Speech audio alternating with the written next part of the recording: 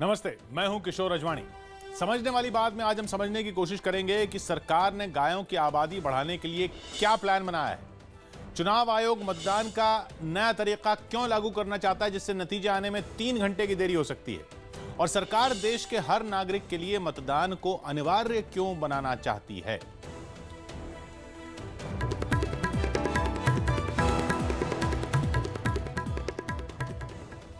बूचड़खाने में कत्ल के लिए मवेशियों की बिक्री पर रोक के बाद भी देश में बैलों की आबादी नहीं बढ़ेगी, क्योंकि सरकार गायों की आबादी बढ़ाने के लिए एक प्लान लेकर आई है। बहुत से लोग ये डर दिखा रहे थे कि मवेशियों की बिक्री पर रोक के बाद बैलों की आबादी बढ़ जाएगी। वजह यह है कि आमतौर पर बैलों का जन्म ज्यादा होता है, वो समस्या बन जाते हैं। मशीनों के कारण अब खेती में भी इनका इस्तेमाल कम हो गया है।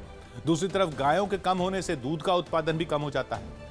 लेकिन अब ऐसा नहीं होगा। सरकार ने एक ऐसी योजना शुरू की है जिससे बच्चियों का जन्म ज्यादा होगा। बच्चियां ही आगे चलकर गाय बनती, जबकि बछड़े बड़े होकर बैल बन जाते हैं। एक अंदाजा है कि नए तरीके से अगर 9 बच्चियां पैदा होंगी तो उन पर सिर्फ एक ही बछड़ा पैदा होगा, यानी इससे गायों की संख्या बढ़ जाएगी और धीरे धीरे बैल कम होते जाएंगे, उनकी आबादी पर लगाम लगेगी। तो बैल कम हो और गाय ज्यादा हो, इसीलिए ऐसा वैज्ञानिक तरीका अपनाने की तैयारी शुरू हो गई है जिससे बच्चियों का ही जन्म हो, यानी गाय से बछड़ा होगा या बछिया, ये जानने के लिए अब उनके जन्म का इंतजार नहीं करना होगा।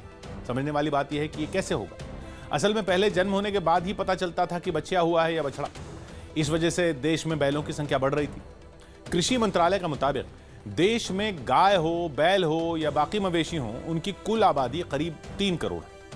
अब देखते हैं इनमें से दूध देने वाले मवेशी कितने हैं।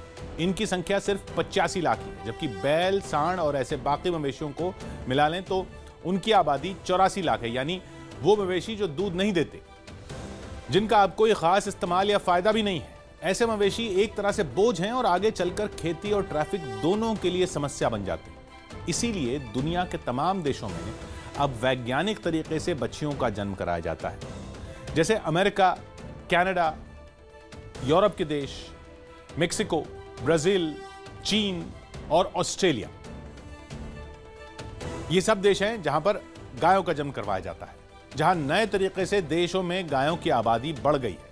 अब भारत में भी ये तरीका अपनाया जाएगा जो बच्चियों के जन्म की गारंटी देगा। इसमें बच्चियों का जन्म वैज्ञानिक तरीके से कराया जाएगा, जिसमें गाय को वैज्ञानिक तरीके से गर्भवती कराने के लिए एक्स क्रोमोसोम का इस्तेमाल होगा। क्रोमोसोम मतलब शरीर की सेल यानी कोशिका में मिलने वाले डीएनए का हिस्सा। अब इसमें भी वही क्रोमोसोम लिया जाएगा जो एक्स क्रोमोसोम कहलाते हैं। जैसे इंसानों में होता है, उसी तरह से गायों में भी एक क्रोमोसोम ही तय करते हैं कि गाय बच्चे को जन्म देगी या बछड़े को जन्म देगी। माना ही जा रहा है कि नए वैज्ञानिक तरीके में इस बात की 90% संभावना होगी कि गाय बच्चे को ही जन्म दे।